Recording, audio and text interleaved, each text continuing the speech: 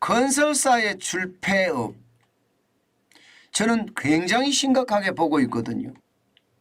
이 건설사의 줄폐업이요, 결국 말입니다, 새마을 금고의 충격이 저는 왔다고 생각을 합니다. 그렇다면 계속해서 건설사들이 망한다 그러면요, 새마을 금고의 충격보다 더한 충격도 저는 올 수 있다고 생각합니다. 그만큼 건설사들, 특히 말입니다, 땡땡 건설사라고 했는데 지방건설사거든요. 지방건설사들의 줄폐업이라기보다는 저는 무더기 폐업 같거든요. 무더기 폐업이 심각한 영향을 미치겠다, 저는 그렇게 생각합니다. 여러분, 이 지표 한번 보세요. 진짜 놀라운 지표입니다. 제가 1794개 끝장났다고 말씀을 드렸는데 상반기 대한민국 폐업 건설사 수입니다. 1794개나 됩니다. 엄청나죠? 이게 추세선으로 보면요, 저는 건설사가 지금 금융위기를 주도하고 있다. 새마을 금고의 뱅크런도 건설사가 문제고 앞으로 일어날 제2금융권의 위험도 이 건설사의 위험 때문에 시작이 된다. 저는 그런 주장을 지금 계속 펼치고 있는데 그게 사실입니다. 진짜 사실입니다.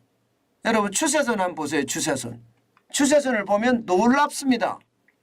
2020년에 건설사 폐업은요 1658개예요. 1658개. 2020년이면 코로나19가 한창이라서 가장 어려울 때예요. 그때 폐업이 1658개인데 2021년 보세요.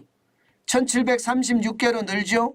2022년에는 1901개로 늘었습니다. 그런데 2023년 2분기까지 올해 6월까지 벌써 말입니다, 1794개입니다.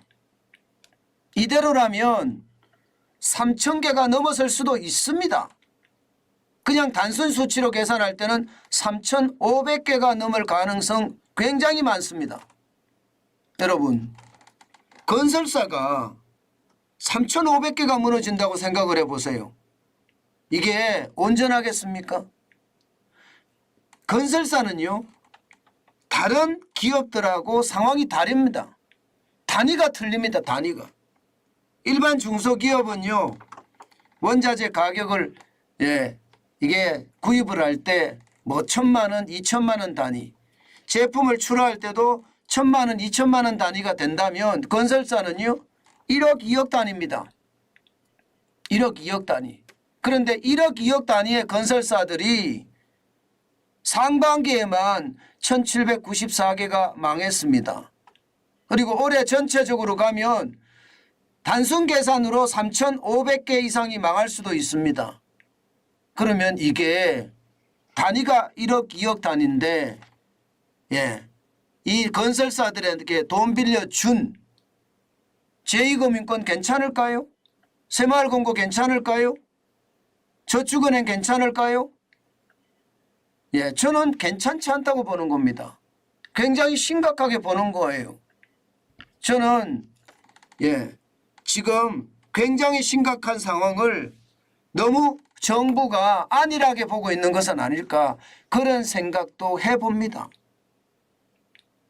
실질적으로 여러분, 진짜 심각한 것은요, 제가 한번 보여드릴게요.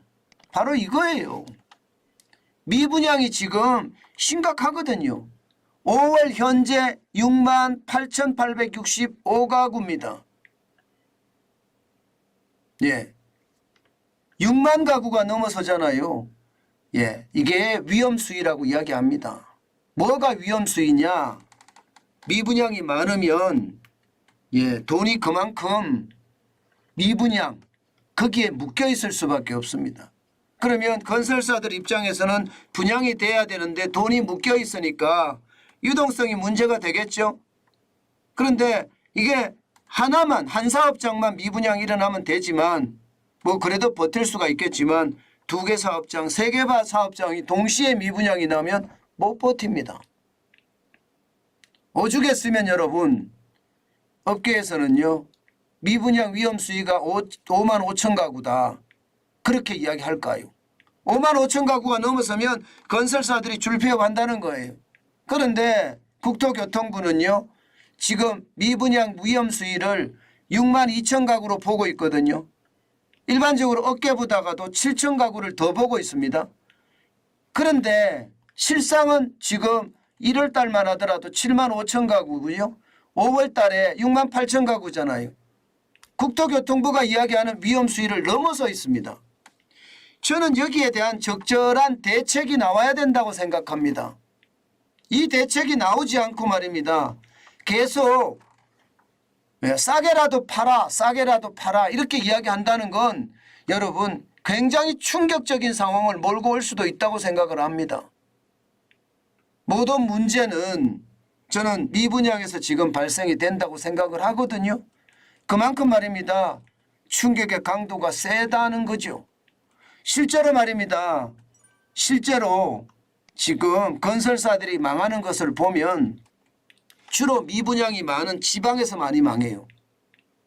실제로도 보면 폐업건설사 전체 1794개사 중에 말입니다. 지방건설사가 1031개사입니다. 57.5%예요. 예, 전남이 115개사, 전북이 113개사, 부산이 108개사, 예, 충북이 102개사. 이게 대부분 말입니다. 지방에서 무너지거든요. 지방에서 무너진다는 건 지방에 미분양이 많다는 이야기잖아요. 실제 말입니다. 수도권의 미분양하고 지방 미분양을 따져보면 말입니다. 지방 미분양이 월등하게 많습니다. 그러니까 지방 건설사들이 계속해서 줄폐업이 아니라 무더기 폐업을 하는 거죠. 무더기 폐업을. 저는 이게 심각하게 정부가 봐야 될 사안이라고 생각합니다. 그렇지 않으면요. 새마을금고와 같은 사태에 저는 또 벌어질 수 있다고 봐요. 또 벌어질 수 있다고. 새마을금고에서 뱅크런이 일어난 게 결국은 말입니다. 부동산 PF에 대한 대출도 있습니다. 예, 중요한 것은요. 법인이 많이 망하기 때문이에요. 건설사들이 줄줄이 망하기 때문입니다.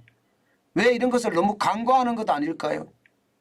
저는 그래서 정부가 너무 시장을 안일하게 보는 것 아닌가 저는 그런 생각을 해요. 특히 국토교통부가 정신 바짝 차려야 된다고 저는 봅니다. 원희룡 국토교통부 장관이 솔직히 뭘 알겠습니까? 정치인인데. 예, 그러면 그 밑에 있는 사람들 있잖아요. 실무를 담당하고 있는 사람들 이런 사람들이 제대로 보고를 해서요. 대책이 나오게끔 만들어야 됩니다. 지금 이렇게 가면요. 더 어려워지는 것 자명합니다. 왜냐고요? 여러분 보세요. 건설경기 실사지수 BSI입니다. 지금 형편없이 나빠지고 있습니다. 서울은 그나마 말입니다. 89.4 이게 100이 기준이거든요. 100이 기준인데 아직도 89.4만 멀었어요. 100까지 올라가기도 멀었지만 그나마 올라갑니다. 지방에 비해서는. 지방은 66.9입니다. 지방은 66.9. 작년 12월에 말입니다. 지방이 58이었고요. 올 1월에 54.8인데 66.9면 배가구 격차가 엄청나죠. 더 나빠진다는 이야기예요. 더 나빠진다. 서울은 그나마 분양이 된다. 수도권도 분양이 된다. 예, 이렇게 이야기할 수 있지만 지방은 지어놔도 분양이 안 된다예요. 그러면 브릿지론을 받은 사람이나 이게 토지를 사기 위해 땅을 산 사람들 말입니다. 여기에다가 본 PF를 받은 이 건설사나 괜찮을까요? 못 버팁니다. 저는 못 버틴다고 봐요. 그래서 원천이 미분양 주택에 저는 있다고 보는 겁니다. 이렇게 되면 새마을금고는 시작에 불과하다. 결국 말입니다. 새마을금고가 시작이 되면요. 이게 상호금융이거든요. 저축은행은 괜찮을까요? 캐피탈사는 괜찮을까요? 카드사는 괜찮을까요? 지금 모두가 연체율이 폭등합니다. 지금 저축은행만 하더라도 전분기 대비해 보면요. 1.66%가 상승을 해서 1분기 말에 5.07%가 연체율입니다. 충격적이죠. 예, 상호금융 여기는 새마을금고가 포함이 되어 있습니다. 0.9% 올라가서 평균이 2.42%입니다.